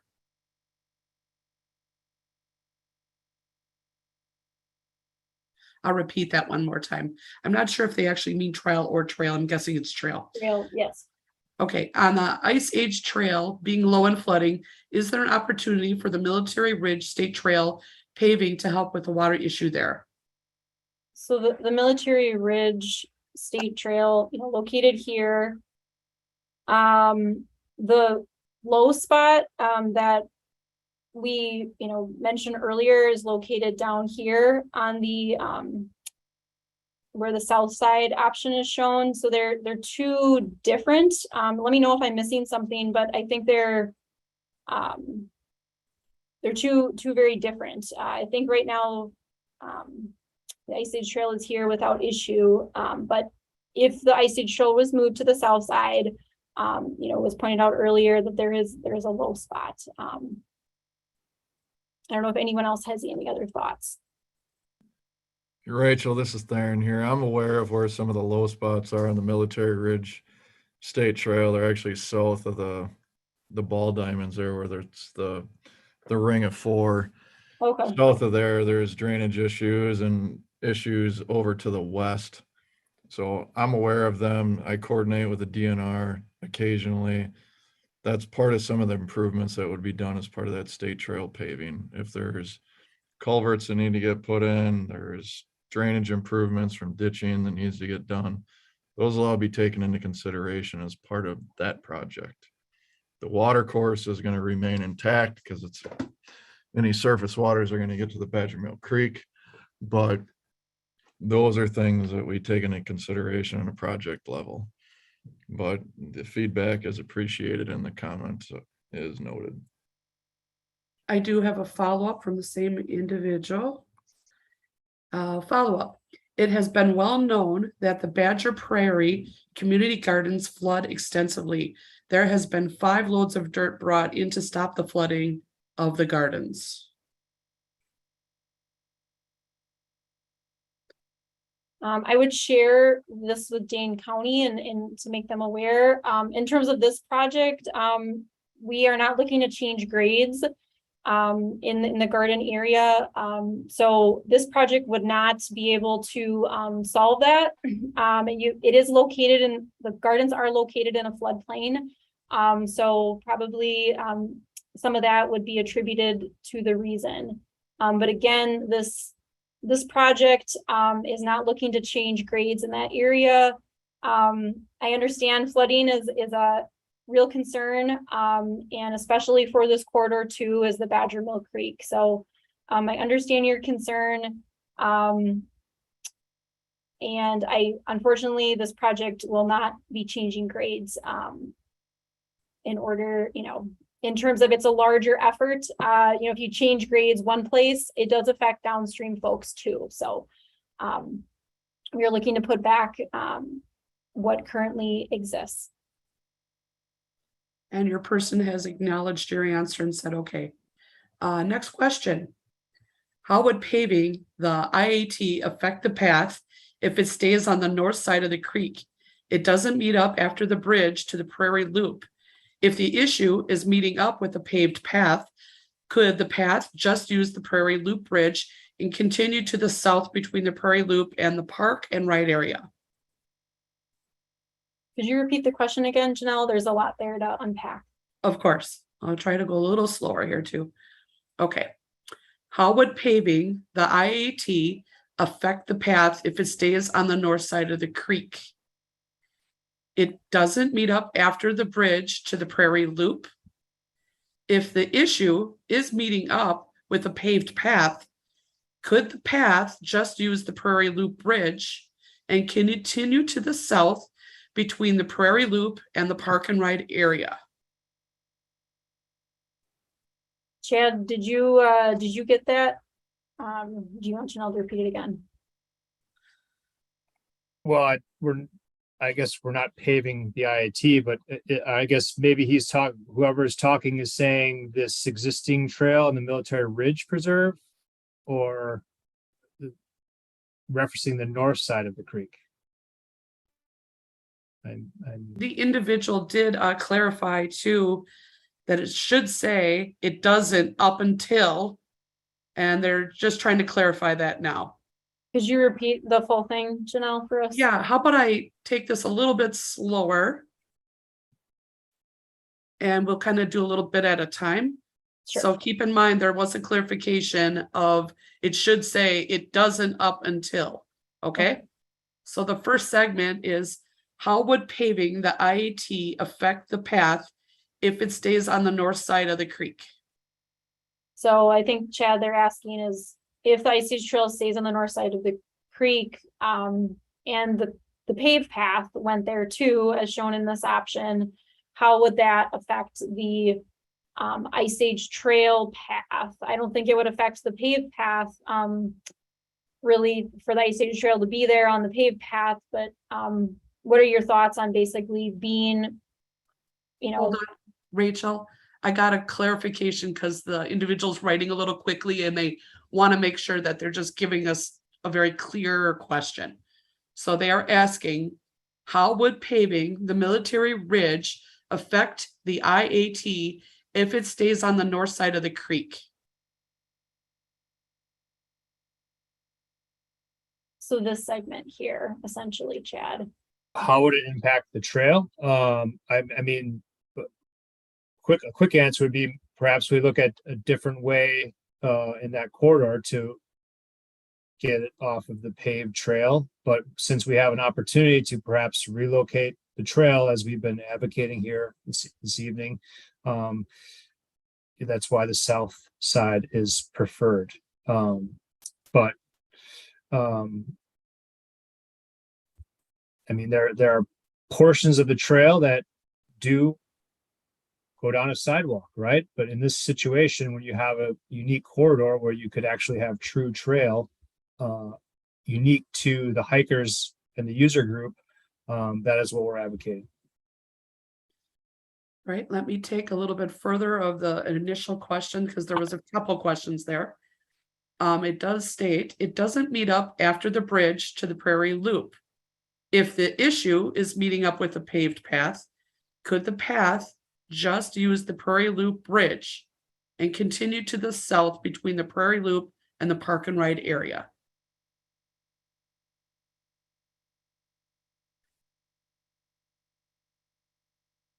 And I also have an individual in participants with the hand up.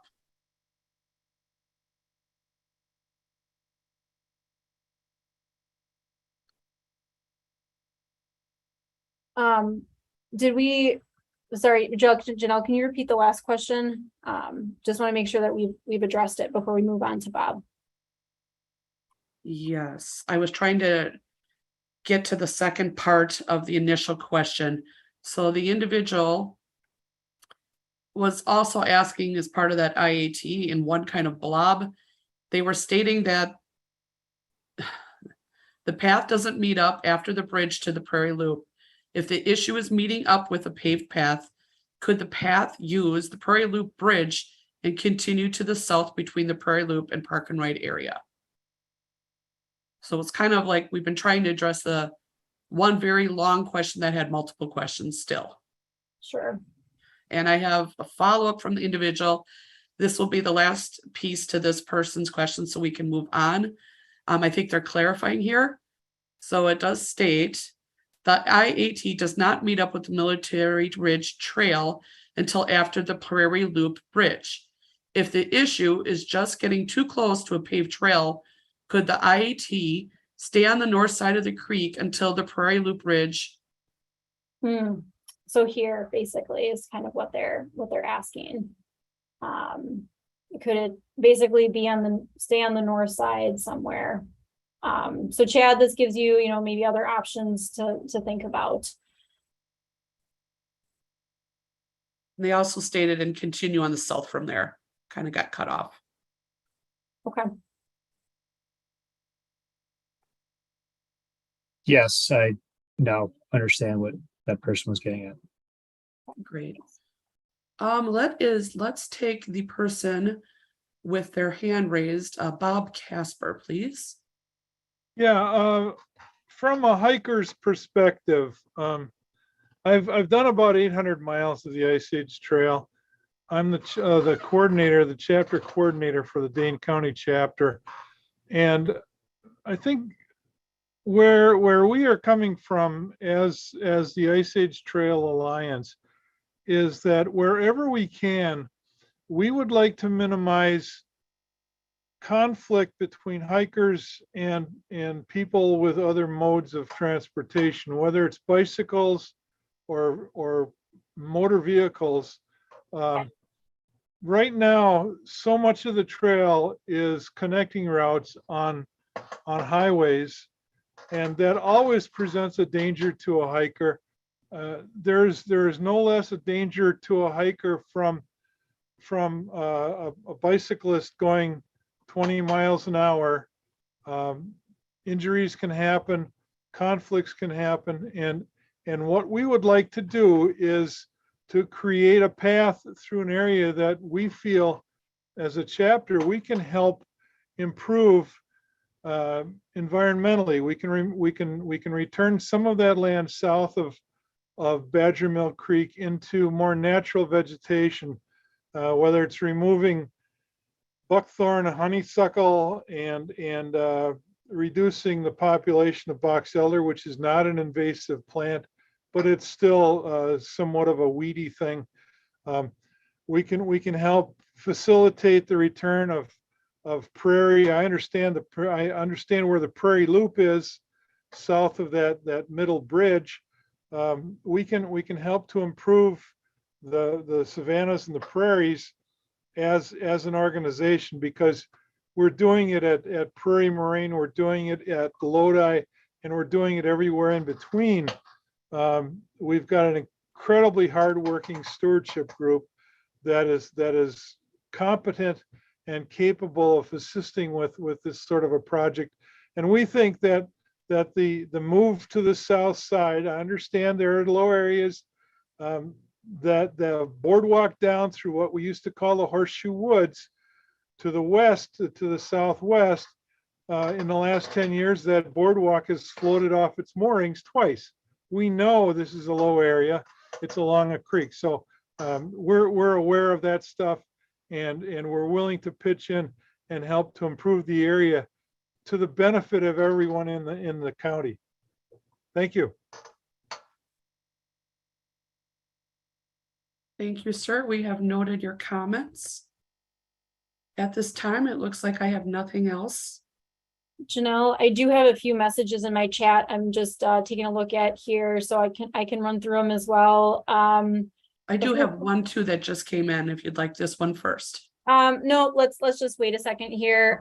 So kind of getting through the general ones that came in earlier. Beth Tucker was looking for Chad to explain the move, which Chad, you did express your opinion, on that topic. And then also was wondering about the Pine Woods and the Memorial Bench. She said that was their favorite spot of the trail. So it does seem like what Beth is saying is the Ice Age Trail. This is a favorite spot right now with the bench, and that will be noted. Also, received a comment from Luke Diaz, basically asking about the Badger Mill effluent return. I think that was one that was answered earlier. Joshua Hall asked, are they going to pave the path from Arborvitae cul-de-sac to the current paved path? It is currently gravel. So Joshua, in all options, that is shown as being paved. And Theron, I don't know if you want to add anything on that. Nope, that is the direction that we're moving forward to pave that section in all options. Sounds good.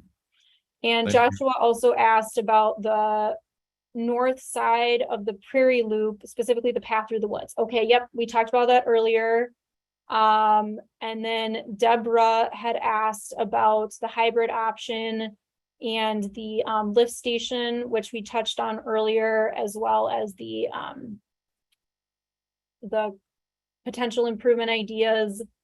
Darla Peterson does share her opinion. I'm having a difficult time understanding the value of moving the Ice Age Trail to the south of the creek. The berm offers better opportunities for more vast view of the prairie to the north and the wildlife that could be maintained on the south of the creek if the route was not rerouted.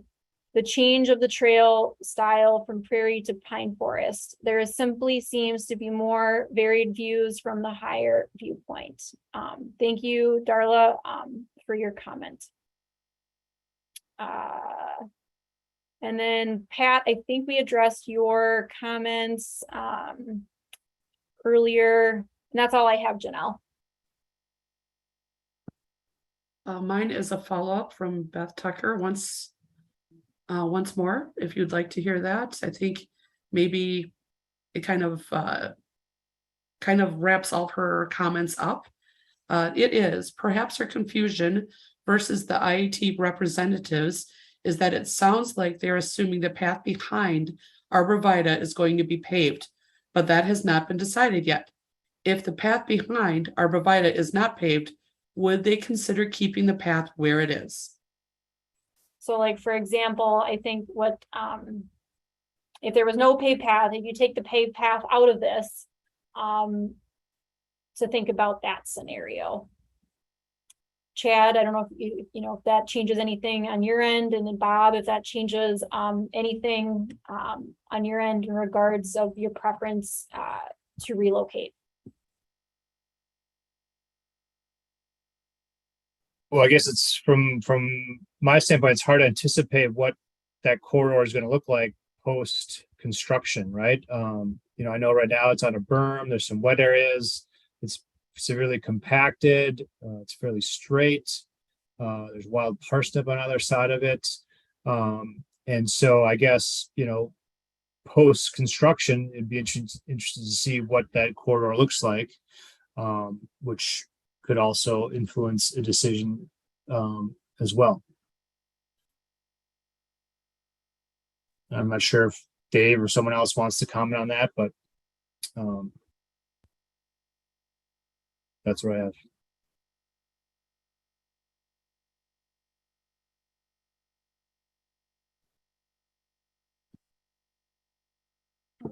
I guess I can comment, briefly. It is really going to be hard to tell what this is all going to look like 2 or 3 years from now. And that's really when we're talking about when the Ice Age Trail will be on one or the other side of the creek. During the construction process, so starting next summer, it's going to be detoured up towards Military Ridge. We aren't showing that, I guess, on any of these maps, but it'll right by, just about where that yellow line is, where the one of the options for the paved path, that'll be the Ice Age Trail for 2023 and probably most of 2024. After everything is done, that's when we'll be able to construct or reconstruct the new Ice Age Trail from the Arbor Vita area over to the Park and Ride. And honestly, I think we may rethink it at some point in that 2-year time period, because it's hard really to know what this is all going to look like.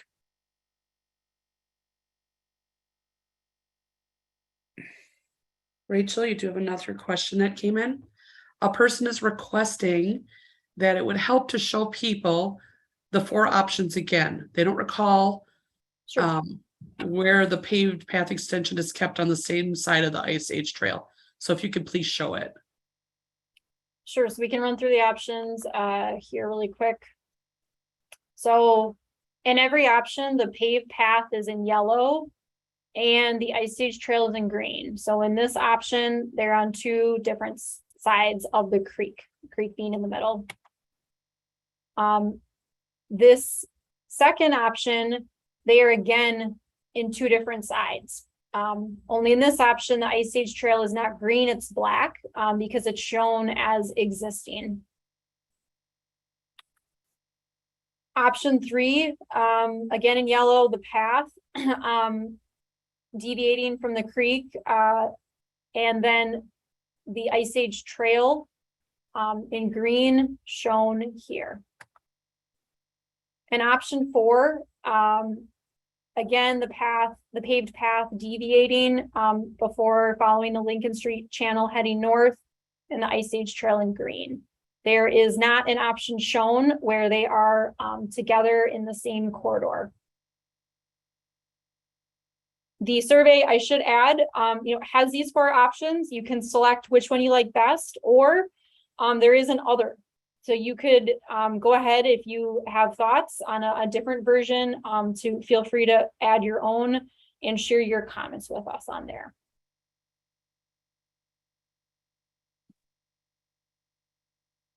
Rachel, if I could just say something to chime in here. Ultimately, because the Ice Age Trail is a national scenic trail, the pathway of it that gets approved is what the National Park Service approves after a long process.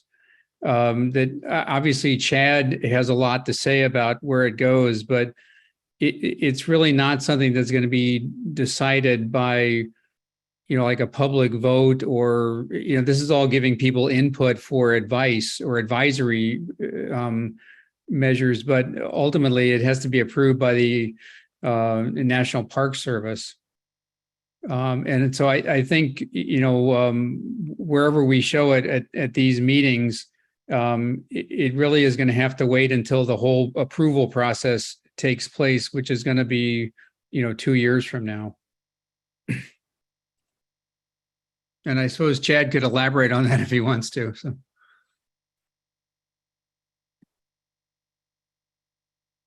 I have a related comment that just came in. It states, given the comments on waiting to see what things look like after construction, is it simply premature to be choosing routes?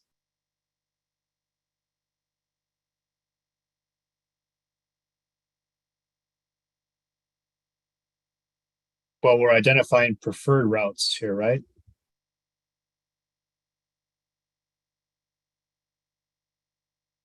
And this is where, again, the survey, feel free to enter in your comments there.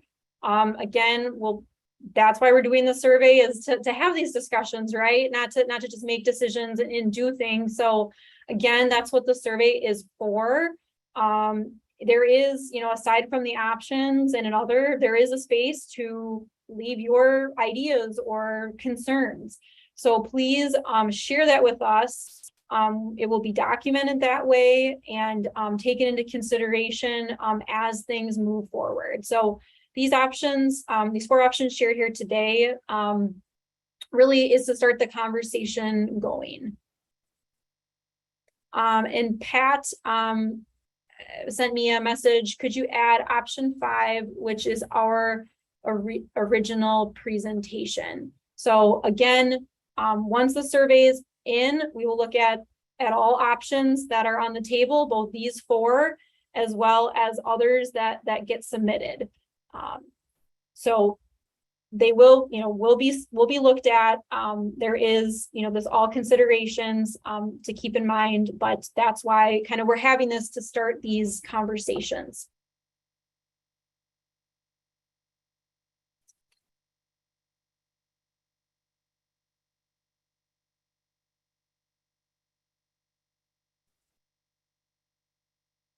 Rachel, at this time, I have nothing else in my chat.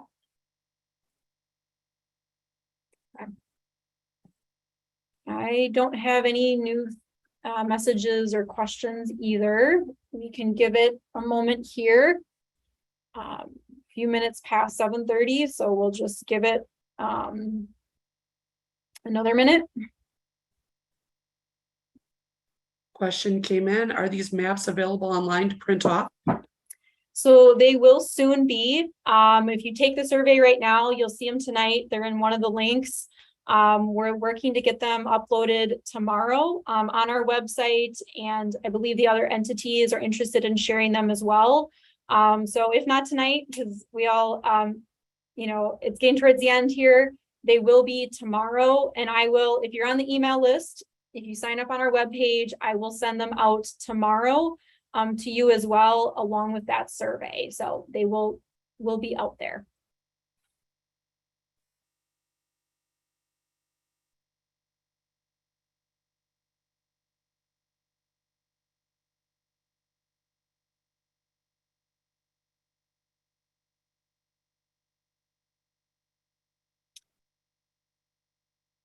And another message from Pat: if the bike path goes straight north, why not keep Ice Age Trail on the north side, not considering animal habitat? So Pat, I think, it is another thing that the Ice Age Trail can think about as they see where the paved path goes and where they want to be. Anything else?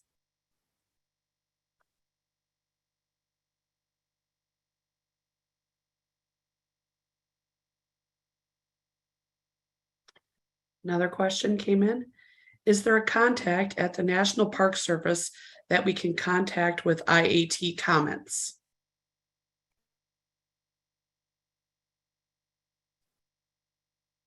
I don't know, Chad, if you have an answer for that one. I don't personally know of one. Can I add something to the chat? Or Sure. Yeah, so we do have representatives with the National Park Service in the Cross Plains office. Eric Gabriel is the superintendent. So we talk on a daily basis. And pull his information up and add it to the chat room. Okay. And Rachel, we have our MMSD webpage. We can also put this contact information kind of all together out on our website too, which would be happening tomorrow, correct? Yes, we will be updating our website tomorrow. We can consider putting contact information on there. But as Chad mentioned, the name of the individual and was putting in the chat.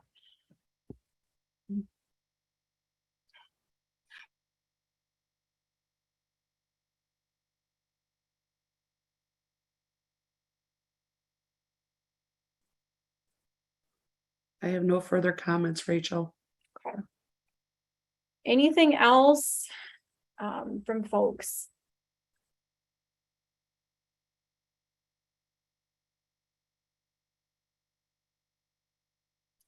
I thank you and appreciate your time and your involvement on this project. There's lots of possibilities here and opportunities. I'm glad that we're having these conversations now and early. And I'm looking forward to receiving your feedback on the survey that will go out. Again, if you're on the email list tomorrow, it'll be emailed out. In closing, I do see another comment here. If option 5 would have been included from an Ice Age Trail standpoint, there would only be the intersection at the bridge where the bike and the foot traffic would meet. Thank you, Darla. Your comment is noted.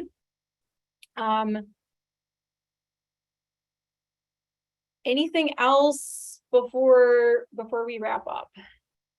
And again, feel free to include your thoughts on the options in the survey. That's what it's there for, is to capture these in one spot to help us look at all the different options.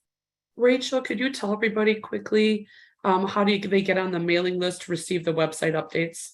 Sure, I can review that. So our project webpage, that's the survey. Here we go. Our project webpage shown here at this address.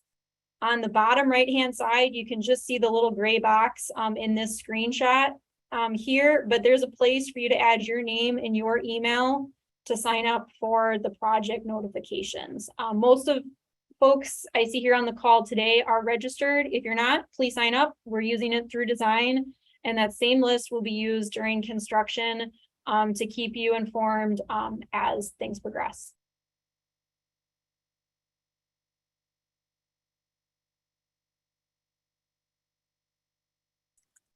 Okay. Not seeing any more comments on my end. Janelle, do you have anything else? I have nothing else. Thank you, everybody, for attending tonight and for your patience. Do feel we got through all the questions, and we appreciate your engagement. Thanks, everyone. Again, my contact info is on our webpage, along with you in this presentation, have the contact info of other folks on this call. Echoing what Janelle said, thank you. And we look forward to talking with you further and getting your feedback. Thanks and have a good night.